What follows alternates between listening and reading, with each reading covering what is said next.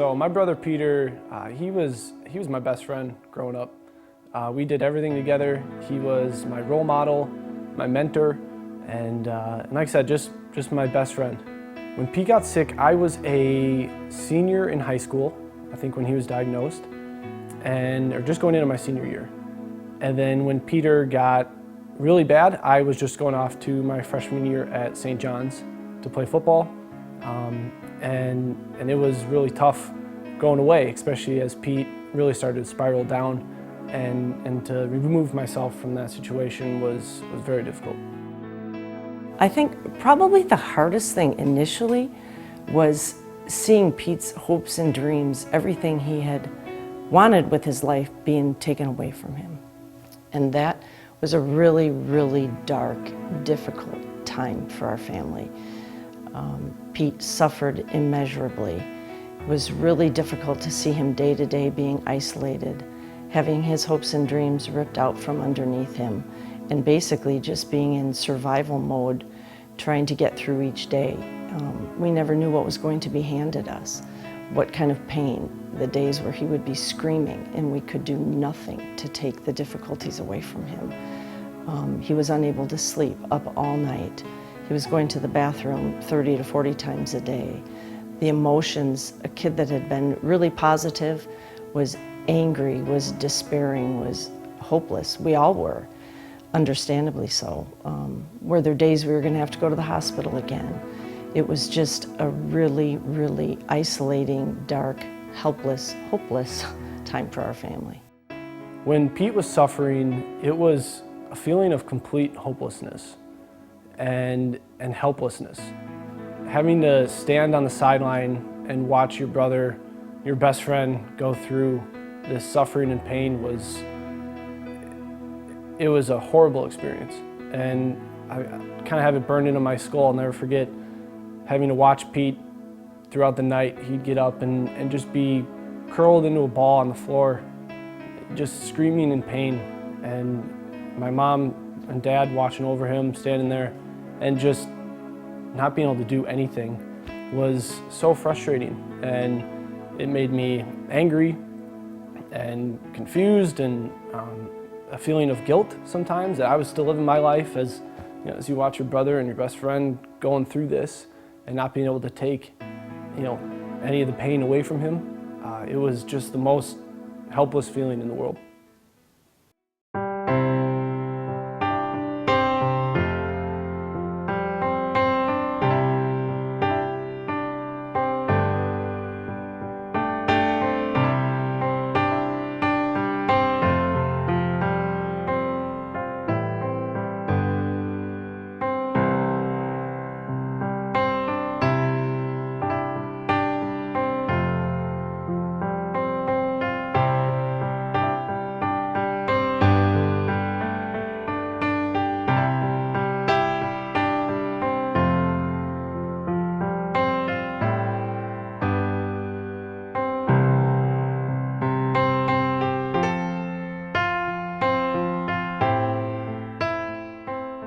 In looking at alternative therapies, my husband John was great about trying to find anything possible that might help Pete. And he was looking online and read about the fecal transplants being done by a physician in Australia.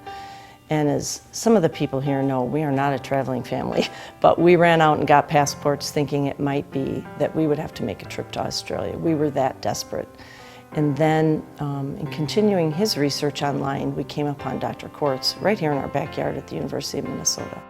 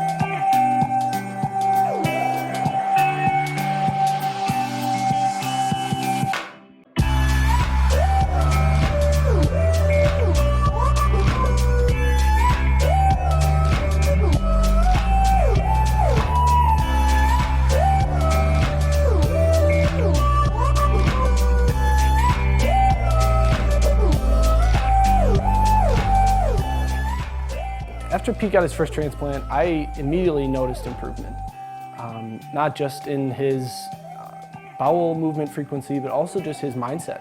I think it started to give Peter hope and was finally a sense of relief that he was maybe going the right direction.